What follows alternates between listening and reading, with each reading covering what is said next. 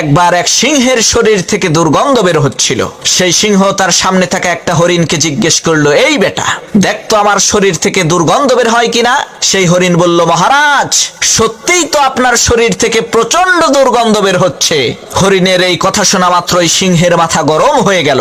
সিংহ হরিণকে ধমক দিয়ে বলল, বেটা বিয়াদব, তোর সাহস তো কম না, আমার শরীর থেকে গন্ধ বের হচ্ছে, সেই কথা তুই আমার মুখের সামনে বলিস কি করে।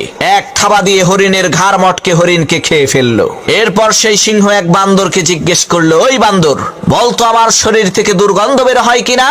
সিংহ যে হরিণের কি অবস্থা করেছে সেই দৃশ্য দেখে বান্দর বুদ্ধি করে বলল, মহারাজ, কি যে বলেন, আপনার শরীর থেকে কখনো দুর্গন্ধ বের হতে পারে? এই কথা আপনাকে কে বলেছে? আমি তো আপনার শরীর থেকে সুঘ্রাণ পাচ্ছি। সিংহ বলল, গাদ্দার, তুই আমার সাথে মিথ্যা কথা বলিস। এই বলে রাগান্বিত হয়ে সেই বান্দরটিকেও খেয়ে ফেললো।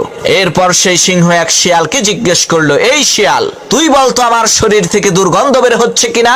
হরিণ আর বান্দরের নৃশংস করুণ পরিণতি দেখে সেই শিয়াল বুদ্ধি করে বলল, মহারাজ, আমাকে ক্ষমা করবেন, আমার সর্দি লেগেছে, যার কারণে আমার নাক বন্ধ হয়ে আছে, আমি আসলে বুঝতে পারছি না আপনার শরীর থেকে গন্ধ বের হচ্ছে কিনা।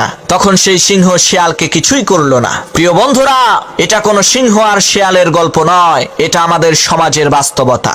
আপনার সামনে এমন কিছু বিশেষ মুহূর্ত আসবে, সেই সময় আপনি সত্য কথা বললেও বিপদে পড়বেন, মিথ্যা কথা বললেও বিপদে পড়বেন।